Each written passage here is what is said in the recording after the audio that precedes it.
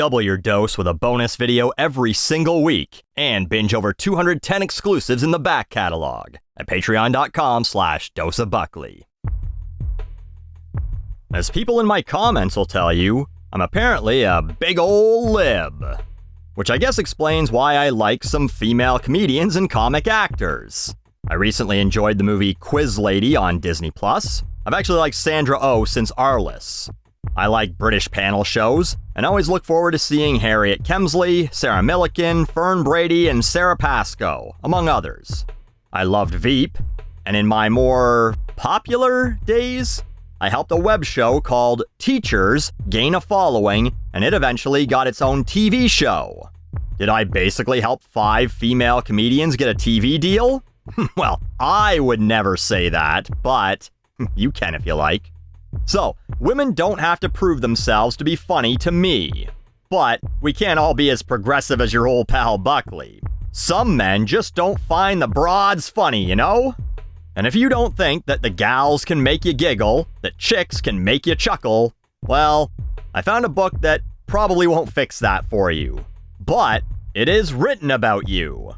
I was recently made aware of Jokes to Offend Men, written by 4 women whose work apparently has appeared in The New Yorker and The Reductress. It's like The Onion with a wig on it. They try and sell it to you with this opener. A man walks into a bar. It's a low one, so he gets a promotion within his first 6 months on the job. Whoa! Just not pulling any punches here, are you, ladies? Oh, I'm fucking triggered as hell now. So I bought the book, and I wanted to share with you some of the other comedy that Vulture described as unabashedly vicious, hilarious, and precisely pinpointed vitriol directed at the all-too-familiar awful men who deserve to be lambasted and shamed. And one kill shot after another, where not a single gag falls flat. Not one!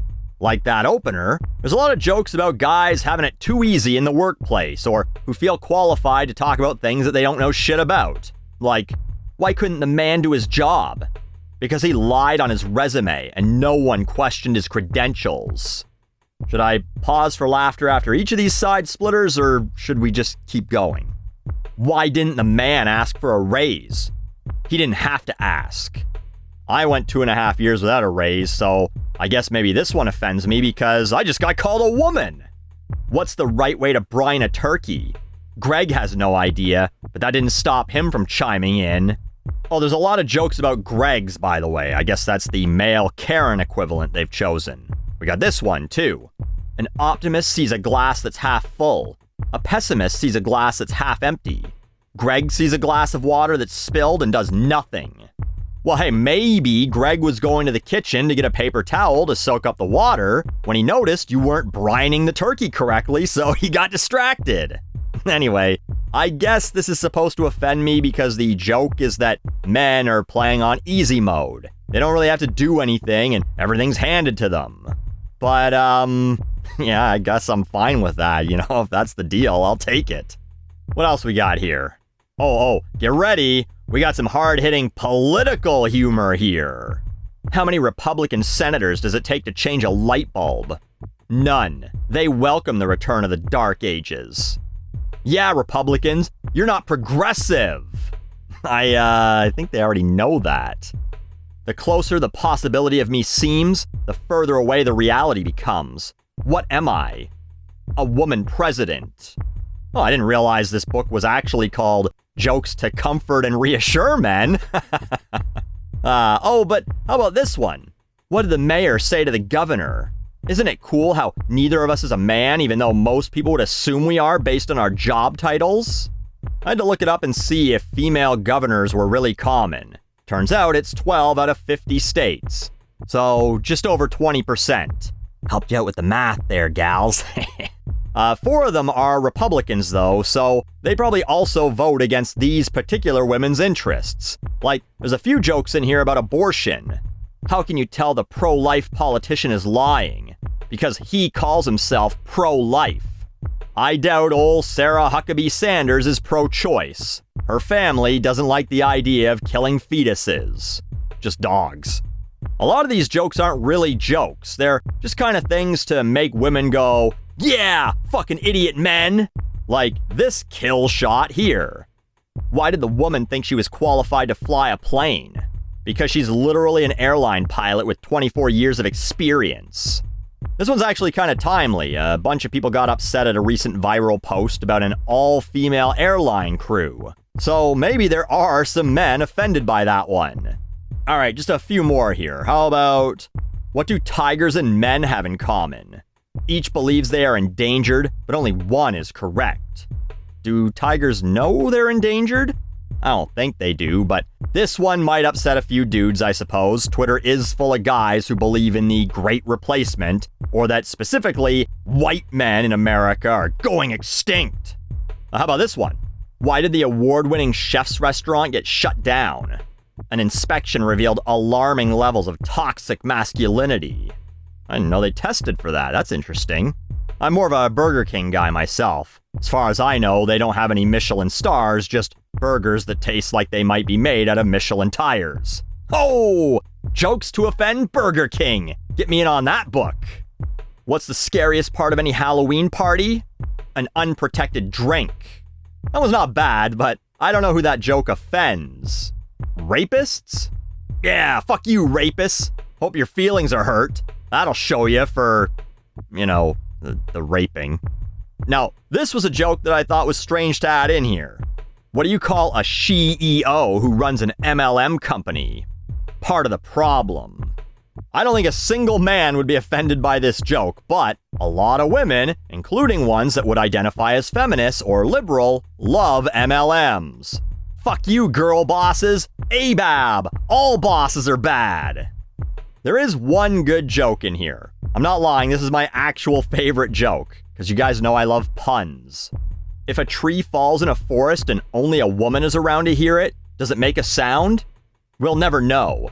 The male forest ranger said it was a she said, tree said situation. Haha, come on, that's pretty good.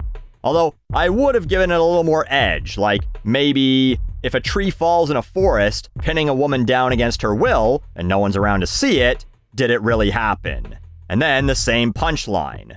Just a little more accusatory, like that Halloween party one. Oh wait, what's this joke say? How did the man reply to my joke on Twitter? With a worse version of it. Ah, shit, you got me.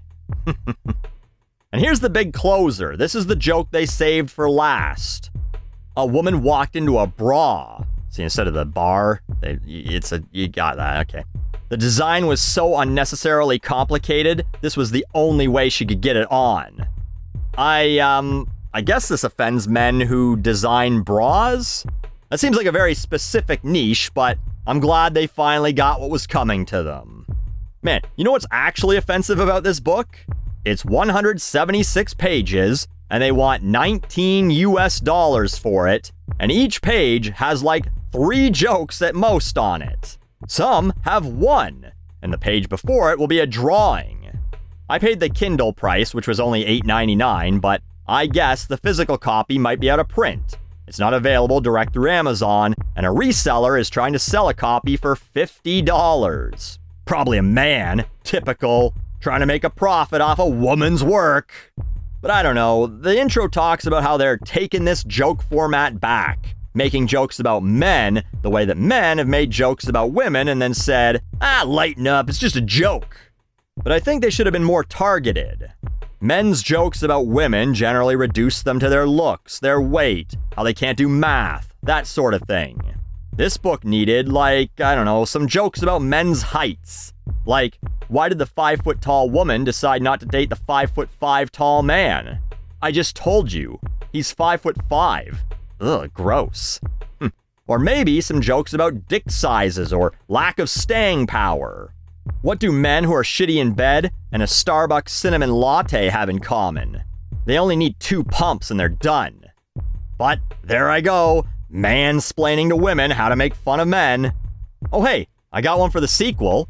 What did the male publisher say to 4 women who tried to pitch their joke book to him? Don't quit your day jobs. Oh, this is your day job?